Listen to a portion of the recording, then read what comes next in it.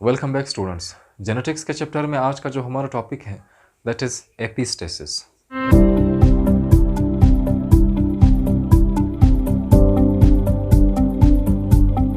What is epistasis? Epistasis का जो word है इसका मतलब होता है that is a Greek word के it means standing upon. Standing upon का मतलब होता है कि किसी चीज़ के ऊपर खड़े होना, उसके असर को छुपाना या फिर उसको ख़त्म करना।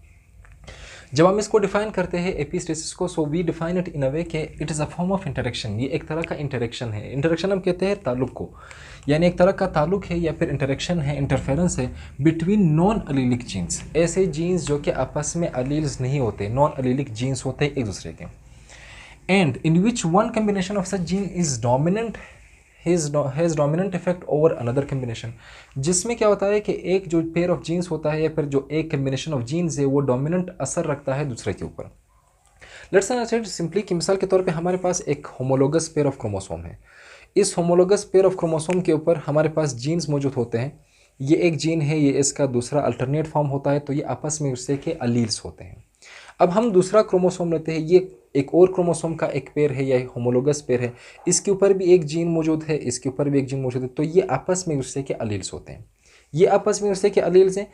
ये और ये दोनों जो होते हैं ये आपस में उससे के अलील्स होंगे। लेकिन ये जीन्स, ये जो होमोलोगस पेयर है, इस होमोलोगस पेयर के ऊपर यानी इसके ऊपर भी जितनी जीन्स मौजूद है, इसके ऊपर जितनी जीन्स मौजूद है, ये आपस में फिर नॉन अलीलिक है। यानी ये जीन्स और इस क्रोमोसोम के जो जीन्स होते हैं ये आपस में उससे के अलील्स नहीं है, बल्कि इनको कहा जाता है नॉन अलीलिक जीन्स। तो जब नॉन अलीलिक जीन्स के दरमियान में कोई इंटरेक्शन होती है, यानी कोई ताल्लुक होता है, और इसमें एक कम्बिनेशन ऑफ जीन्स दूसरे कम्बिनेशन ऑफ जीन्स के ऊपर डोमिनेंट हो जाता है या डोमिनेंट इफेक्ट रखता है, तो इस फिनोमिना को कहा जाता है कि इट इज़ एपिस्टेसिस। नाउ इसमें दो तरह के जीन्स होते हैं। वो जीन जिसका असर ख़त्म हो जाता है या वो सप्रेस हो जाता है, दब जाता है, इसको हम कहते हैं that is hypostatic gene. Hypo का मतलब होता है बेलो, और वो जीन जो कि इसके असर को सप्रेस कर रहा है, इसके इफेक्ट को ख़त्म कर रहा है या प्रिवेंट कर रहा है, तो इसको हम कहते हैं कि that is epistatic gene. So the gene that is suppressing. ये जो एपिस्टेसिस है ये भी एक तरह का एक पॉलीजेनिक इनहेरिटेंस है। ये it is a type of polygenic inheritance कि जिसमें एक जो वन जीन लोकस है, यानी मिसाल के तौर पे एक क्रोमोसोम, होमोलोगस क्रोमोसोम के ऊपर जो लोकस होते हैं, जो जहाँ पर जीन्स मौजूद होते हैं, वो दूसरे होमोलोगस क्रोमोसोम के, मिसाल के तौर पे ये हमारे पास जो जीन्स है यहाँ पर इनके लोकस पाई जाती है, यानी वो जगह जहाँ पर जीन्स मौजूद होते हैं, ये इस दूसरे जीन को जो कि किसी और लोकस के ऊपर मौजूद है, इसके असर को या तो प्रिवेंट करता है यानी उसको एक्सप्रेस होने से रोकता है, या फिर इसको हाइड करता है यानी इसके इफेक्ट को छुपाता है।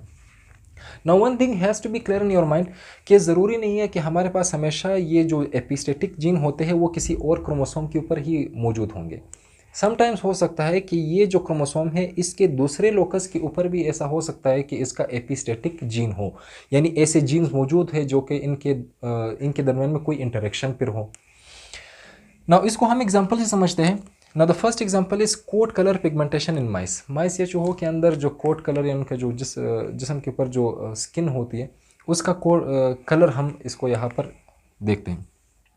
ना मिसाल के तौर पे हमारे पास अगर कोई एक माइस है, इसमें दो जीन्स मौजूद हैं, यानी अलील्स मौजूद है। एक भी डोमिनेंट अलील है जिसको हम ए से रिप्रेजेंट करेंगे, दूसरा भी इसका डोमिनेंट अलील है जिसको अगेन हम ए से रिप्रेजेंट करते हैं।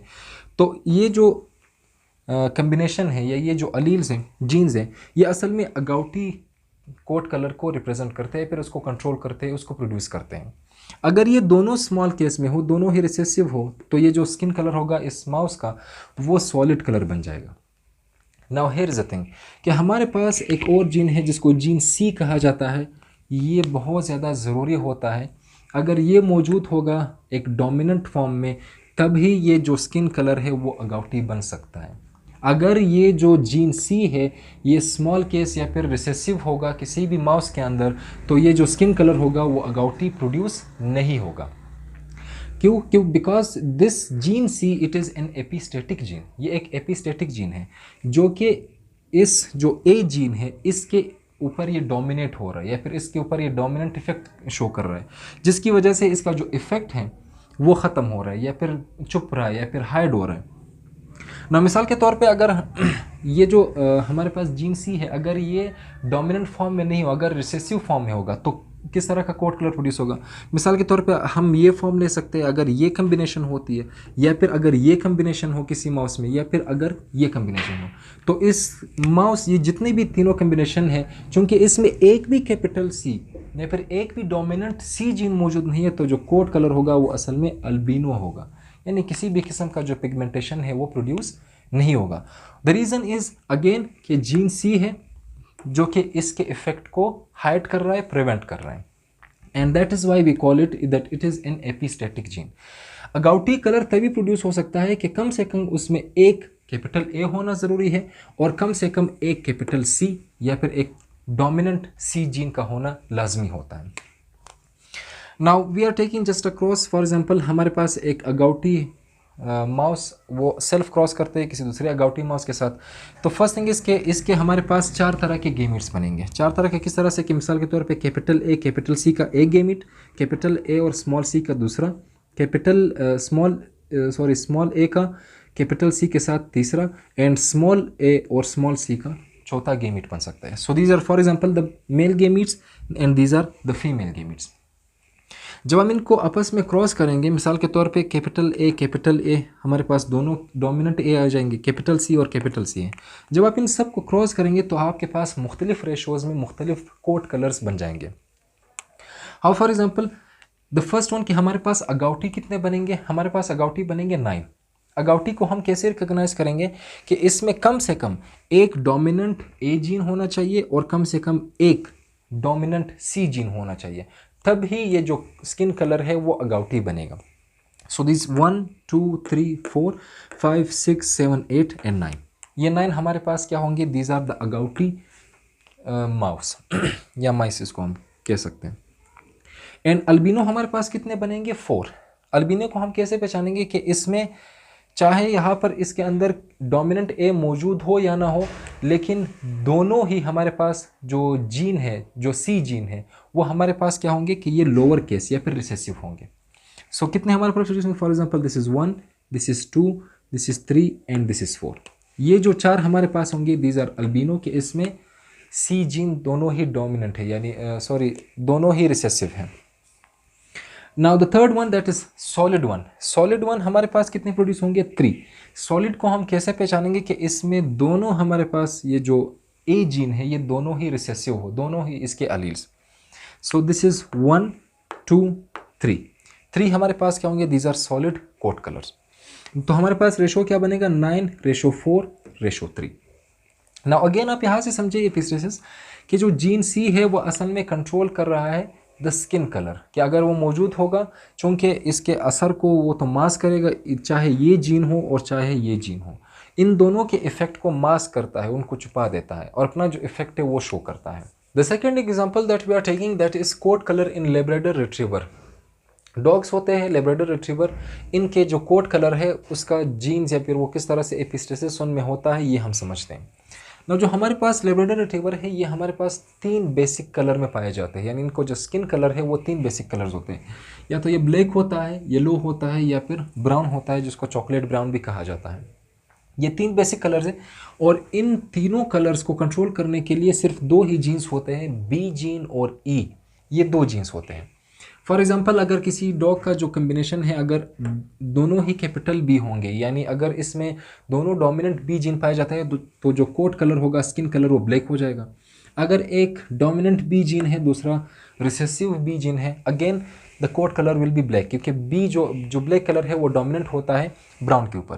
लेकिन यहाँ पर इसके अंदर जो स्मॉल बी मौजूद है ये कैरियर है ब्राउन कलर के लिए। अगर दोनों ही स्मॉल बी है, यानी दोनों ही रिसेसिव फॉर्म, यानी ऐसे जीन्स है जो कि दोनों रिसेसिव हैं, तो जो कलर होगा वो ब्राउन हो जाएगा। नाउ द थिंग इज कि अगर यहाँ पर दोनों ही स्मॉल ई मौजूद होंगे तो जो कोट कलर हो जाएगा दैट इज येलो वन, यानी जो ई जीन है वो इस कोट कलर को कंट्रोल करता है। ई जीन्स हमारे पास मौजूद होते हैं, ये जो ई जीन्स है दोनों अगर ये रिसेसिव फॉर्म में होंगे तो अगर ये किसी भी कम्बिनेशन में पाए जाते हैं, ये जो ई जीन्स होंगे दोनों रिसेसिव फॉर्म में, ये इसके भी इफेक्ट को और इस दोनों के इफेक्ट को वो मास्क कर देगा, छुपा देगा, और कोड कलर क्या हो जाएगा, that will be the yellow one. And that is the reason कि हमारे पास ये जो ई जीन है, अगर ये दोनों ही रिसेसिव फॉर्म में होंगे, दोनों ही एलील्स, तो इसको हम एपिस्टेटिक जीन कहेंगे। नाउ मिसाल के तौर पे अगर हमारे पास दोनों डोमिनेंट बी है और दोनों रिसेसिव ई है, तो कोड कलर क्या होगा, येलो। अगर एक डोमिनेंट बी है, एक रिसेसिव बी है, और दोनों हमारे पास रिसेसिव ई मौजूद है, again code colour will B yellow. And अगर दोनों रिसेसिव बी है और दोनों रिसेसिव ई है, again the coat colour is going to be yellow. क्योंकि ये जो ई जीन है, अगर ये दोनों रिसेसिव फॉर्म में है, तो ये असल में इन दोनों का जो असर है, इफेक्ट है, उनको मास्क कर देता है, छुपा देता है। आल्दो कि ये जो ब्लैक कोड कलर है ये डोमिनेंट होता है ब्लैक और येलो के ऊपर, लेकिन चूंकि ये जो येलो कलर है इसको कंट्रोल करने वाला जो जीन है वो एपिस्टेटिक जीन है, and that is the reason कि ये जो ब्लैक और ब्राउन दोनों कलर्स ये इन दोनों को मास्क कर देता है, छुपा देता है। And that is the reason कि ये जो येलो कलर वाले होते हैं, जो लेब्रेडर्स हैं, ये ज़्यादा कॉमन होते हैं। Now for example we are again taking a cross कि हमारे पास एक ब्लैक कलर का, जिसका ब्लैक कलर जो लेब्रेडर है, ये इसका ये कम्बिनेशन ऑफ जीन्स है, ये जीनोटाइप ये है। दूसरे एक और ब्लैक कलर जिसका सेम जीनोटाइप है, आपस में इनकी सेल्फ क्रॉस करवाते हैं। तो अगेन हमारे पास 4 तरह के गेमीट्स बन सकते हैं। तो ये हमारे पास these are the male gametes, and ये जो यहाँ पर लेफ्ट साइड में है, these are the female gametes. जब आप इनको आपस में क्रॉस करेंगे, अगेन आपके पास इस तरह का जो टेबल है या चार्ट है वो बन जाएगा। फॉर एग्जांपल कैपिटल बी के साथ दोनों कैपिटल बी है, कैपिटल ई है, और कैपिटल ई है, दोनों कैपिटल ई है, हमारे पास आ जाएंगे। और जब हम इस सब को क्रॉस करते हैं तो हमारे पास अगेन मुख्तलिफ़ किस्म के रेशोज़ आती है। 9 हमारे पास ऐसे कोड कलर होंगे जिनका जो रंग है वो ब्लैक होगा, सो 9 ऑफ देम। इसको हम कैसे पहचानेंगे कि कम से कम हमारे पास एक डोमिनेंट बी जीन होना चाहिए और कम से कम एक dominant E gene. So for example यहाँ से हम स्टार्ट करते हैं 1 2 3 4 5 6 7 8 9। हमारे पास 9 क्या है कि these are the black coat colour और द ब्लैक लेब्रेडर्स। 4 हमारे पास प्रोड्यूस होंगी the yellow one. Yellow one के लिए ज़रूरी क्या है, the epistatic gene which is again small E and small E. So for example 1 2 3 and 4, ये 4 हमारे पास क्या होंगे, these are the yellow ones. And brown हमारे पास प्रोड्यूस होंगे 3। ब्राउन के लिए क्या ज़रूरी है कि हमारे पास दोनों जो बी जीन है वो असल में स्मॉल हो या रिसेसिव हो, और जो ई जीन है उनमें कम से कम एक डोमिनेंट होना चाहिए। सो फॉर एग्जांपल हमारे पास ये 3 प्रोड्यूस होंगे, दिस इज़ 1 2 एंड 3। सो हमारे पास अगेन द सेम रेशो आता है कि 9:4:3, कि 9 हमारे पास ब्लैक होंगे, 4 are the yellow ones and 3 are the brown ones. So again this is the epistatic condition, या फिर इस एक फिनोमिना है जो कि एक नॉन एलिलिक जीन्स का दूसरे जीन्स के ऊपर उनका असर होता है।